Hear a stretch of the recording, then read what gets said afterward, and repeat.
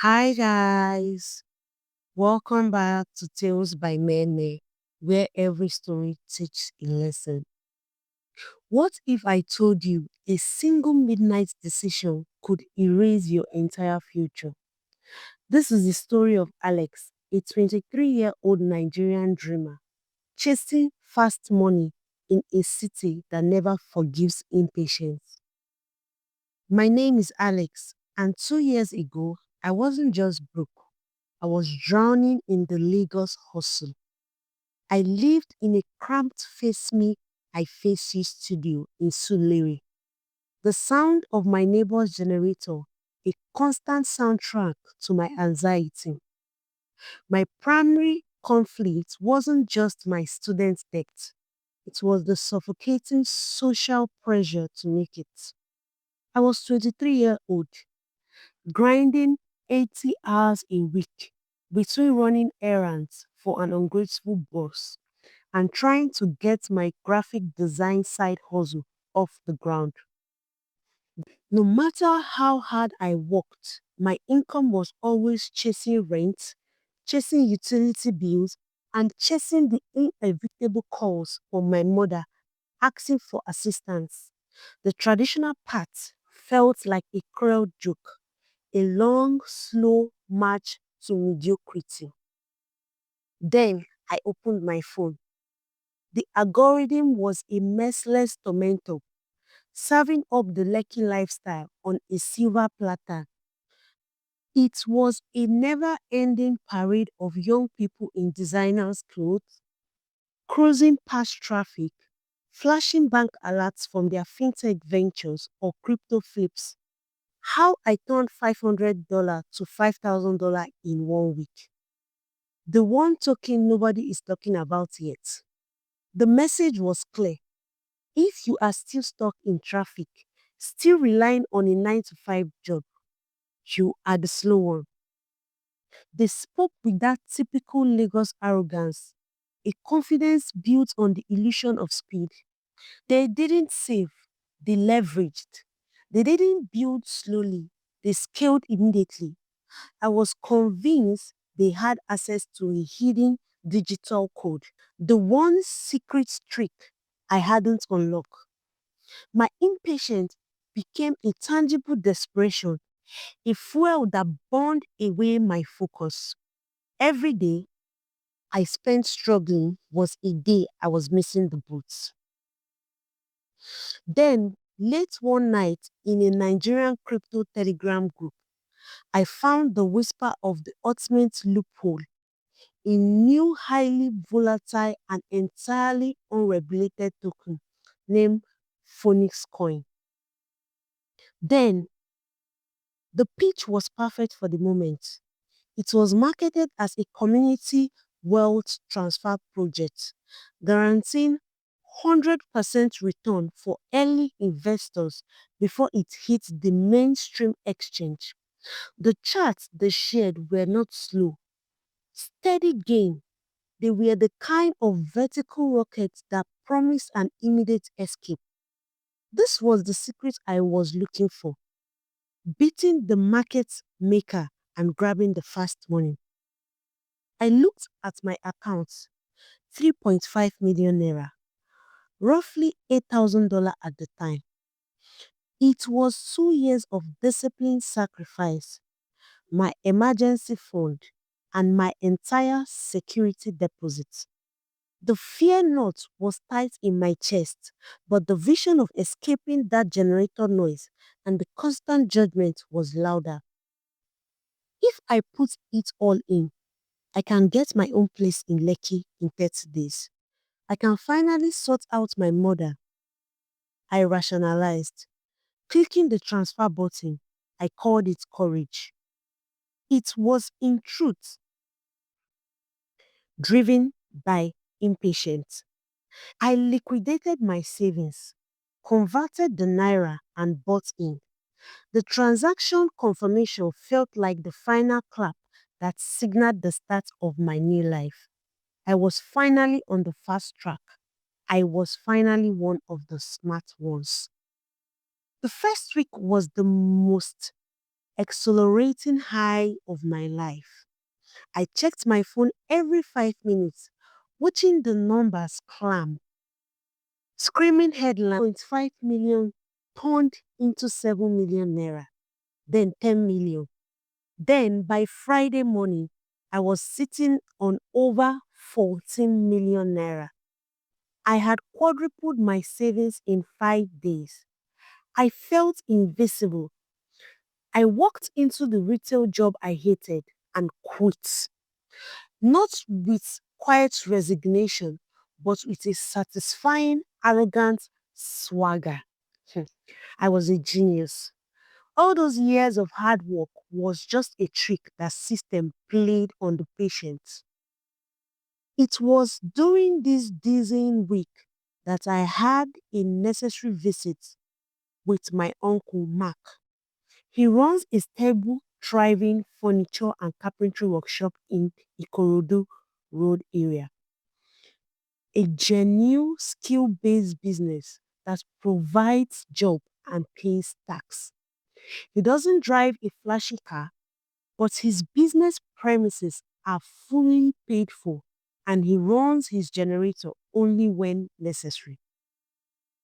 Alex, you have a strange fire in your eyes, he observed.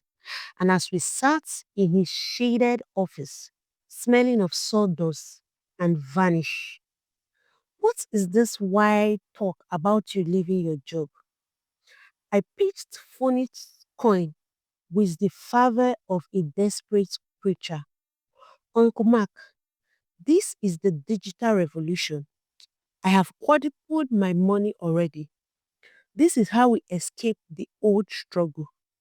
We do not wait 40 years for a pension. This is the secret. He listened quietly, patiently. When I finished, he put down his cup of herbal tea. Alex, you made a good trade, he corrected me, emphasizing the word, but you haven't built anything. Look around you. I have been building tables, chairs, and my reputation for 30 years. The only thing that lasts is what is built slowly, layer by layer, with strong materials and proven method. You are building your future on a platform that could disappear with the flick of a switch. He urged me, begged me to pull out the initial 3.5 million and lock in the profits. He warned me that fast money attracts fast trouble. He told me to have patience.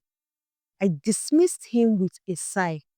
With all due respect, Uncle Mark, this is a different generation. This is about being smart, not just being hardworking. Your advice is from a different economy. I saw him as a dinosaur, too cautious to understand the opportunity of the digital age. I left his shop feeling validated and superior. The next day, my 14 million naira dipped to 11 million, then 7 million. I didn't panic yet. It is just volatility. Buy the dip, diamond hands, I chanted, echoing the forum toxic positivity. But the dip kept dipping. Soon, the news broke. The Phoenix coin founder were gone, a rug pull. The digital promise was a digital scam. Fear, cold, and clinical took hold. I watched my investment collapse past my initial 3.5 million naira down to 2 million. The gurus who had been so loud were now silent ghosts online. In a moment of blind desperation, the classical mistake of trying to save a bad investment with more money. I secured a high interest loan of 2 million from a friend and dumped it all back in. It has to bounce back. If I can just get back to even, I will pull it all out, I pleaded. It's never bounced. Over the next 2 days, Phony's coin flatlined. I had lost everything, not just the 3.5 million naira, but I was now saddled with a 2 million high interest debt, crushing shame, and no job. The silence of my now bankrupt account was deafening. The ultimate low point was calling my mother, not to promise her a better life, but to admit I was a failure who had gambled away everything. A few weeks later, I had retreated to my parents' small family house. Utterly defeated, I was paralyzed by shame. The temptation to find the next easy fix, the next coin, was still there. But now it was overshadowed by the crippling fear of history repeating itself. I finally returned to Uncle Mark's workshop, not as a wealthy nephew seeking validation, but as a student seeking guidance. He stopped his work, noticing the defeat in my posture. He didn't ask what I lost, he knew. The fantasy they sell you is that success is an explosion, a huge alert, a viral moment, a private jet, he said, pulling up a stool for me. They want you to believe the key to wealth is a secret formula. He held up a piece of timber he was working on. The real secret isn't dramatic, it is boring. This wood doesn't become a cabinet in a day. It takes patience, not passive waiting, Alex, but active, consistent work. He then helped me map out the real path to secure wealth, which he called the true Lagos hustle. 1. Defeat the smallest enemy first. We drafted a painful budget prioritizing the immediate elimination of that toxic 2 million high interest debt. It was slow and humiliating work, but with every payment, I regained a silver of peace. 2. The power of the small seed. He guided me away from crypto gambling towards consistency, long-term wealth building, a simple diversified fund where I committed to investing a small fixed amount every month.